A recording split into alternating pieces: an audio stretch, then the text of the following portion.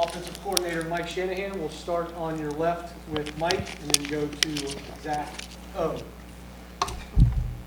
Yeah, hi, Mike. In terms of Coach Rourke, when we scouted him and watched him on film and brought him in, now getting to work with him for like 6 months, is there anything that you've seen from him and what kind of coach him hands-on that surprised you or you weren't expecting from what you saw on film?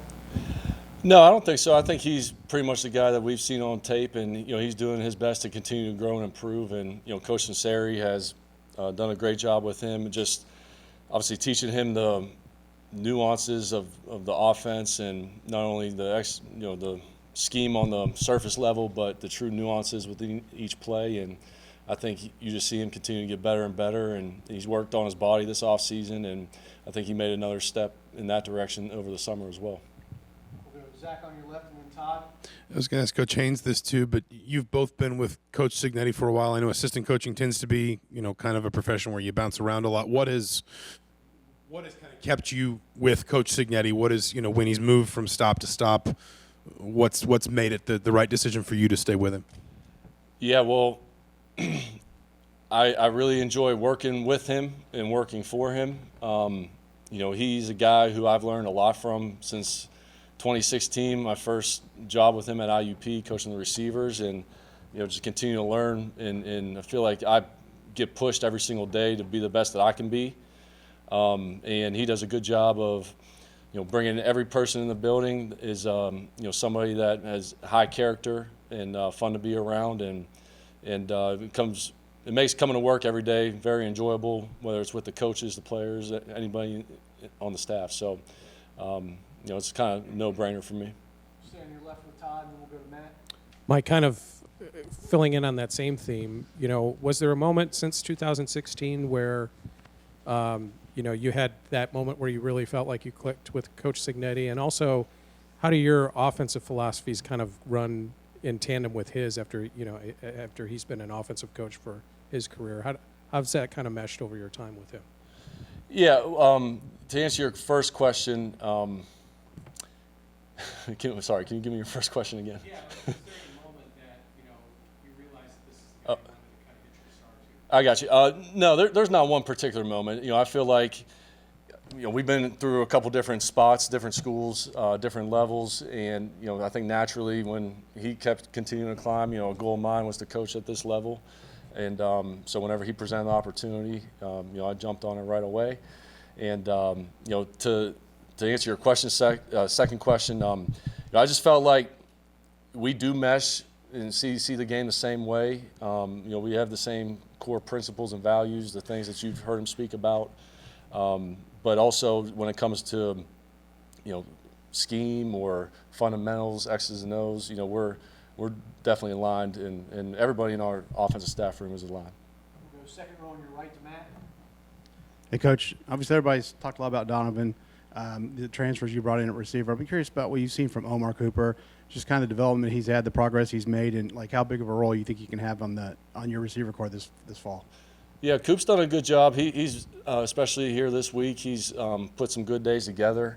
He's a guy that has a lot of ability. He has great hands, good body control, and I've moved him around to a few different positions, and that's accelerated his learning a little bit.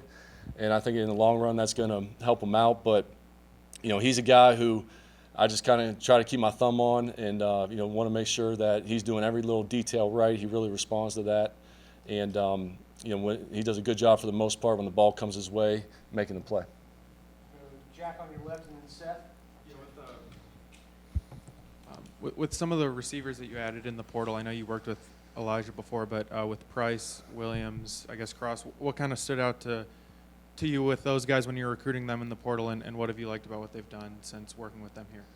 Yeah, well, number one, they all are high character guys, guys that are positive influences. They always come ready to work. They've done a good job to get to know the other guys in our room that were here, and everybody else on the team.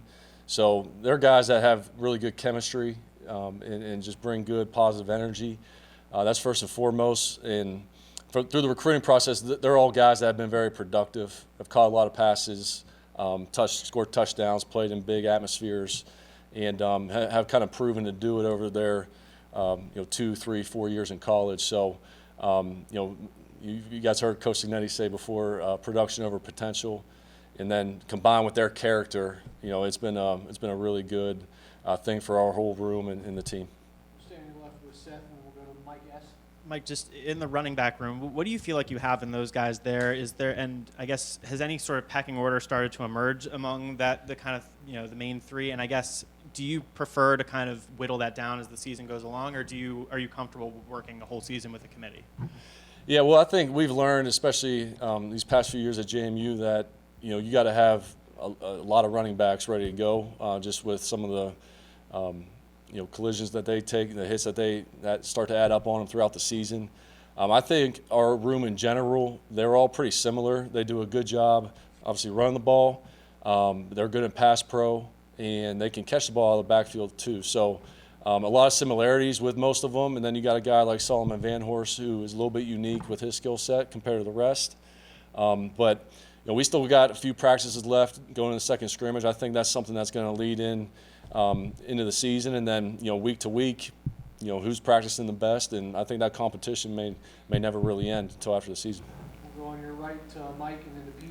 Yeah, Coach, with so many receivers in your room that have put up a lot of numbers, a lot of production throughout their careers, do you feel like you have a unique challenge with this group to kind of manage expectations and, kind of keep everybody happy? Well, I understand there's only one ball to go around, and all those guys, want to make plays and have an impact. So, we're going to do our best to create rules, and whenever we maybe call a certain play, that certain guys in there for some things. But I think the benefit we're going to have is we're going to be able to roll guys, and instead of having to play 70, 75 plays in a game where some of these guys may have done either here or at other places, they may not have to do that, and we can get 45, 50, however many plays out of them at their top level. And I think in the long run, it's going to all work itself out. We'll go to Pete, third row on your left, and we'll go to Daniel. Coach, what specifically are you looking for from McCulley? What are you seeing? What do you need to see? Donovan's done a really good job here in fall camp. He's locked in the meeting room. He's taking notes, asking questions.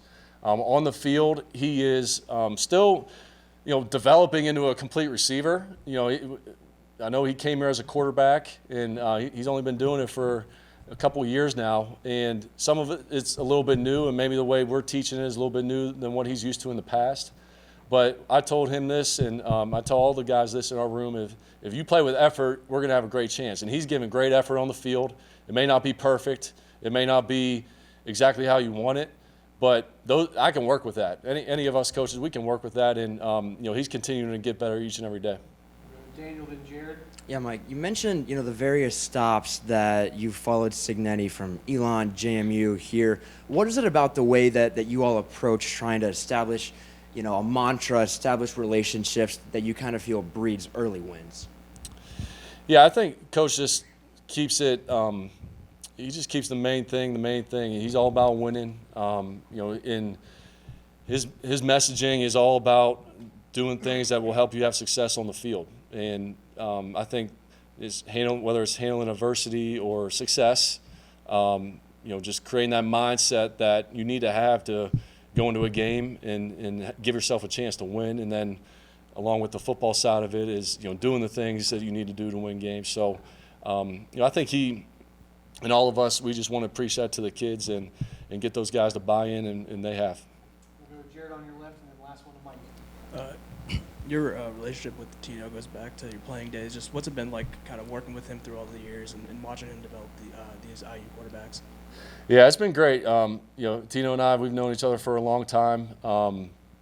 And I was, in his wedding last year and everything else. So we definitely have a great personal relationship and also working relationship. At the end of the day, he's with the quarterbacks, every single minute of the day right now. And then in season, he's going to be getting those guys ready to go. So I rely on him a lot with, what they like and how they want to do things. And, it's been a lot of fun here. And, I feel like I've known a lot of guys on our staff just as well as Tino at this point now with some of the relationships that we've been able to carry over from other spots too. So it's been fun. Last one to Mike, second row on your left.